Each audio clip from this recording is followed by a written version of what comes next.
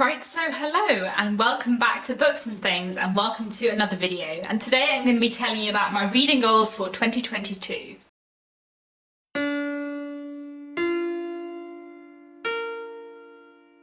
So, I have lots of exciting reading plans for 2022, which I'm excited to share with you today. I'm going to link down below my reading goals for 2021 if you're interested in what they were, and also my kind of 2021 reading goals, reflections and year in review video that I did a few days ago, where I looked back on my reading goals for 2021 and how I had done with them.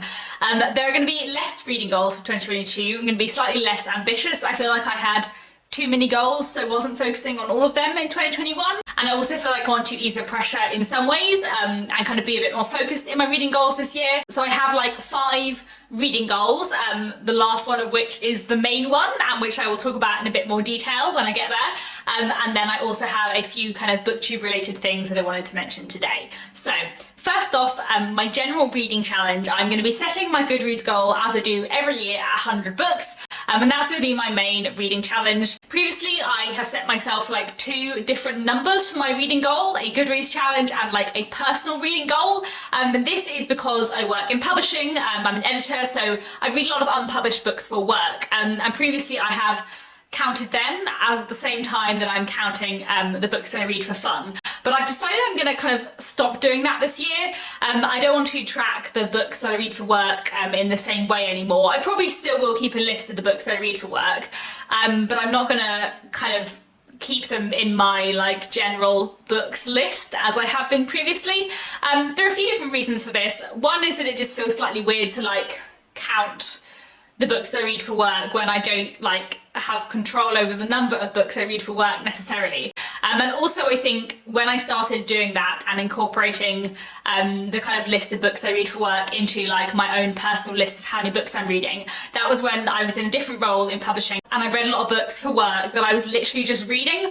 Whereas now I feel like there are very few books I read for work, but I'm just reading them. Usually if I'm reading them for work, I'm doing some form of editorial work on them, no matter what that editorial work might be. So it's not just like I'm reading them, and obviously I am reading them, but I'm doing something slightly different. So I'm just going to stop tracking the books I read for work in the same way.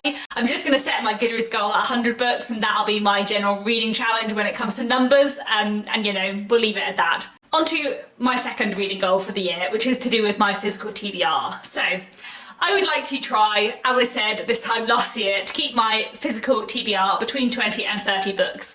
Currently, my physical TBR is at 36 books, but before Christmas it was at 30 books. I then just got 6 books for Christmas. So there are 36 books on my TBR. I think keeping it usually between 20 and 30 books is doable. I just need to get it down to 30 and then keep it under 30. And then as for 2021, I also have a TBR jar. I mean, this is not actually a jar, it is a small spotty bucket, but there we go. So within this TBR jar / bucket, I have folded up on slips of paper the names of all of the books that were on my TBR before Christmas. So I'm not counting the new books that are very new to my TBR, but all the other physical books on my TBR, those 30 books are all written on slips of paper in this jar. And every month I'm going to pick out a slip or 2 from this bucket and read the book that is named on that piece of paper. And I'm going to carry on doing that for the whole of 2022. My aim being to have less than 5 books left at the bottom of this bucket by the end of the year, because I don't mind having more books on my TBR, but what I don't want is to have books on my TBR that have been there for a really long time that I'm never going to get around to reading. So this tends to be a goal for me every year, but I fully intend to get this little bucket down to only 5 slips of paper in it, or less, by the end of the year. Another goal I have for this year is to keep reading through my long-term Victorian literature TBR. This is a goal that I'm carrying over from 2021 and one that I really want to keep doing and focus on a bit more this year. A few years ago I made a video which was called a long-term Victorian literature TBR, where I talked about quite a few Victorian books that I wanted to read. I've read quite a lot of them, but there are still 12 of them that I haven't yet read.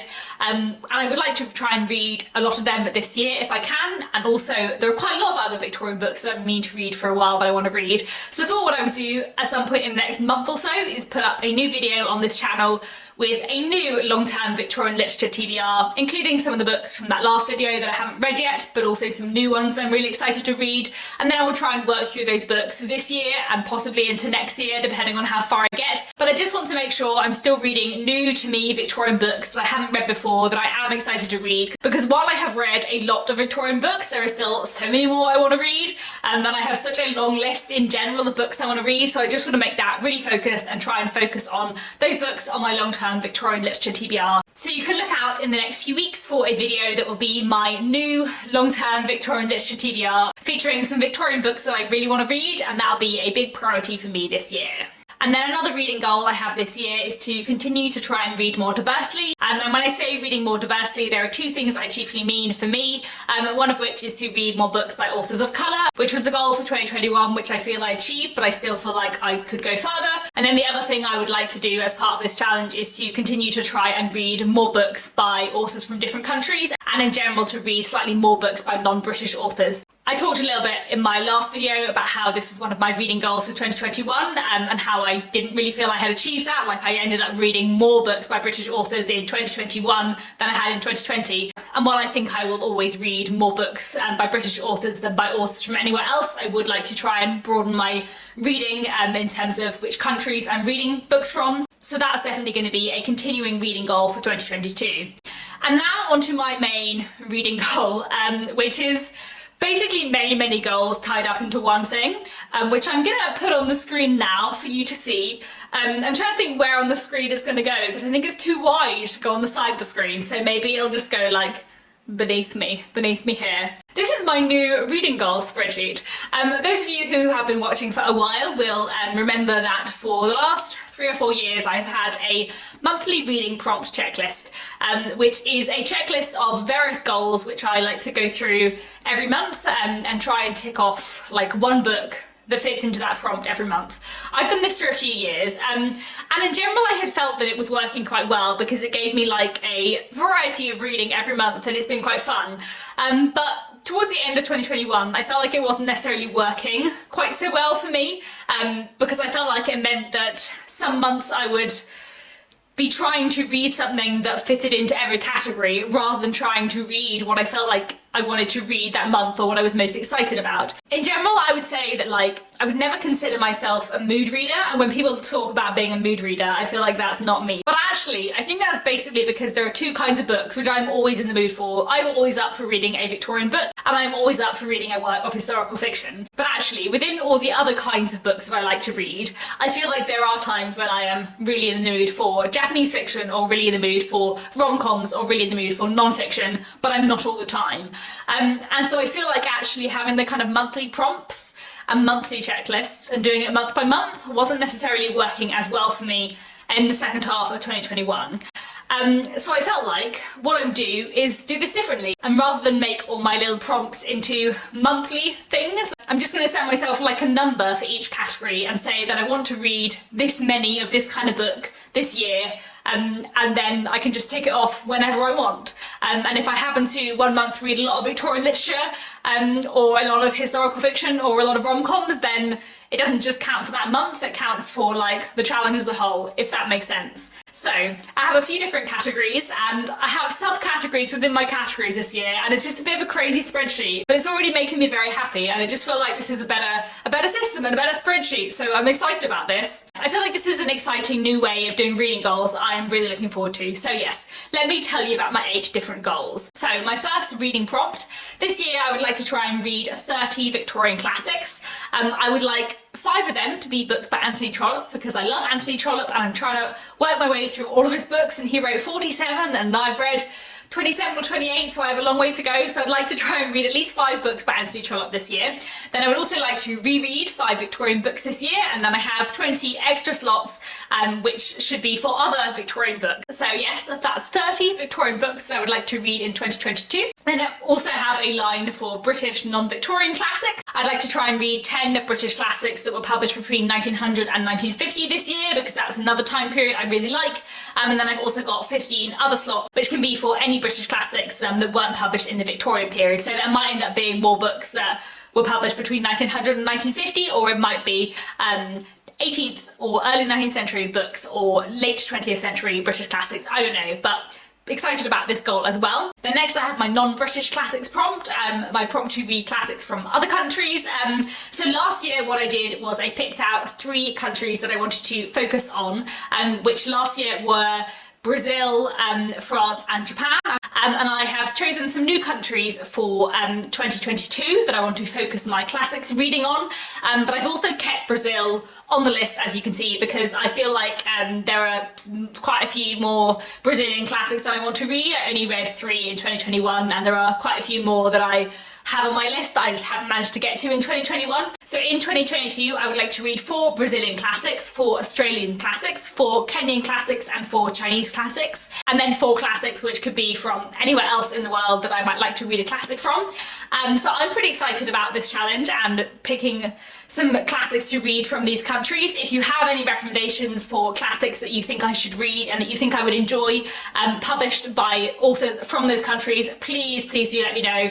I could do with some more recommendations. Obviously I do already have a few books in mind. I've kind of picked the countries based on where I'm interested in the history of, or where I have already a few classics in mind that I want to read from that country, and I've also tried to pick countries from different continents for a bit of variety. So I'm hoping this should be another fun reading year of reading some books from some countries I haven't read many classics from before, so looking forward to this challenge a lot. Then moving from the classic prompts onto the modern prompt. In 2022 I would like to read 25 works of historical fiction, which I'm sure will be absolutely fine. I love historical fiction and I read a lot of it.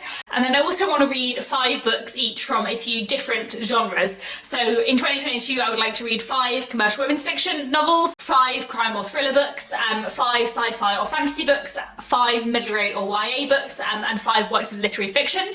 So one of the things I really like about doing my checklist this way rather than monthly is that I can set different amounts, because I quite enjoy crime and thrillers, but I know that I'm never going to want to read as many crime thriller books in a year as I will want to read historical fiction books, because I love historical fiction more, but that doesn't mean I don't want to read crime thrillers. So I think doing it this way with kind of different quantities and different amounts for different kind of books is really good. I'm really excited about this spreadsheet, as you can tell. Get very into gamifying my reading and just very much enjoying all the different subcategories in this checklist. Anyway, also within my modern prompts I want to try and read more books that are published by authors not from Britain. So I want to read at least 5 works of contemporary Japanese fiction in 2022. I really enjoy contemporary Japanese fiction, but I feel like I went through a phase when I read a lot of it quite a few years ago, and I've been reading a bit less of it lately, so I want to put that prompt in my grid so that I'm encouraged to read more contemporary Japanese literature. I also want to try and read 5 books from the USA this year, and then I've also got just 15 spaces to read contemporary fiction from any country in the world apart from Britain, which I would like to fill. And I'd also quite like to fill with books from lots of different countries if I can. That's my plan. Anyway, then finally I have 2 general prompts, so these prompts can be filled by books that are either classic books or contemporary books, and they'll probably have crossover with the categories above. And the first one is to read things that aren't novels. So in 2022 I want to read 5 plays, 5 poetry collections, 5 short story collections and 10 works of non-fiction, which I feel is definitely doable, and it's nice to have the small amounts. As I said, I feel like challenging myself to read a poetry collection every month, I just wouldn't do it, but challenging myself to read 5 poetry collections in a year, I think that should be doable. And then my very last prompt is my TBR jar, which obviously I've already spoken about. I want to try and read as many books as possible from my TBR jar in 2022, but certainly I want to read 25 out of the 30 books in there, so I have 25 slots in this reading prompt checklist. And actually my TBR jar is probably the only thing that I will try and do every month. I will try and pick out at least 1, possibly 2 books from the TBR jar at the beginning of every month and read those that month, but then the rest of the month I can read whatever I like. I just need to keep an eye on my reading checklist and see how I'm going and if I am kind of generally managing to fill up all the prompts. And yeah, that is my reading prompt checklist. I'm feeling very excited about this. I feel like it's going to be a more sustainable, more enjoyable prompt thing than my previous monthly reading prompt checklist, but I like that it's a grid and I can have it on my wall and tick things off, because I really enjoy ticking things off on a spreadsheet. Just find that really satisfying. So yeah, I'm excited for this weirdly complicated, strange grid thing that I'm going to be aiming to do in 2022, but I think it's going to be fun. And that is it in terms of the reading goals. Less goals than last year, but a more complicated spreadsheet than last year. And I'm pretty excited for my reading in 2022. I feel like I have many books I am excited to read in 2022, and lots of exciting reading goals that I am looking forward to getting to. But before I go, I do have a few booktube goals / plans to mention. This year, as with every year, I'm looking forward to Jane Austen this July, and Victober in October, my two big readathons that I really enjoy hosting every year. Then I'm also intending on doing another readathon this May. Last year I did the 1900 to 1950 readathon in May, and the year before that in April I did the TBR Clear Out readathon, both of which I really enjoyed doing. It's really nice to have a slot every year where I just do a different kind of readathon, because I have so many ideas for readathons and it's really fun to do them and to try new things. So this May I'm hoping to do another new readathon, which will just be for 1 year, like the previous two, and I'm hoping that what I'm going to do this May is a historical fiction readathon, all about reading historical fiction, because obviously I love historical fiction. After classics, historical fiction is kind of the category of literature I read the most of. I love historical fiction so much, and I think it would be really fun to do a readathon all around historical fiction. So that's my plan, probably for the month of May. I'm very excited for that, but more on that later when I've had time to work out everything. Another thing that I would like to do this year is kind of make a few more videos about writing. As quite a lot of you know now, my debut novel, The Secrets of Hartwood Hall, is coming out in 2023, which I'm really excited for. And in the kind of year-long lead up to The Secrets of Hartwood Hall coming out, I do want to make more videos about writing and just kind of talk about writing in general more on this channel. So if you have any ideas of videos you'd like to do with writing, do let me know. And in the meantime, I'll have a think as well about other videos I can make to do with writing in general or my novel specifically, which I think might be fun to make in the next year or so. But finally, I have another reading project in mind, which I haven't I'm not certain about yet, but I wanted to vaguely mention it here, because if people are really interested, that will make me think about it properly, and also might help me make up my mind. So I've been thinking for a while now that I would really like to reread all of Dickens. So Dickens, if you don't know, wrote 14 finished novels. I've read them all. I've read them all twice. Some of them I have read 5 or 6 times, some of them I've read twice, but quite a few of them, the last time I read them was sort of 5 or 6 years ago. I love Dickens a lot. He is my favourite author of all time, and I've been thinking for a while that I would really like to reread all the works of Charles Dickens, and that I would quite like to reread them all in publication order. So there are two things that have partly inspired me to really want to do this. One is that Marissa from Blatantly Bookish has been running her Bronte project in 2021, where she has reread all the books by the Brontes, and people have been reading it with her. I've joined in for a lot of the read-alongs, and I've really enjoyed rereading a lot of books by the Brontes in the last year. And then also Jen, the librarian, has been rereading all of the works of Thomas Hardy over the last year or so in publication order and making a video about each one. And I've just really loved watching the videos of these two reading projects, and it's made me really want to reread the books by my favourite author, who is Charles Dickens. And what I would really like to do is reread all the works of Charles Dickens in publication order. I'm not going to be starting this now because I feel like I need to work my way up to this and think about this fully. But what I was thinking is that maybe later on in this year, maybe starting in Victober 2022, I will start to reread everything by Charles Dickens. And maybe some of you would like to join in.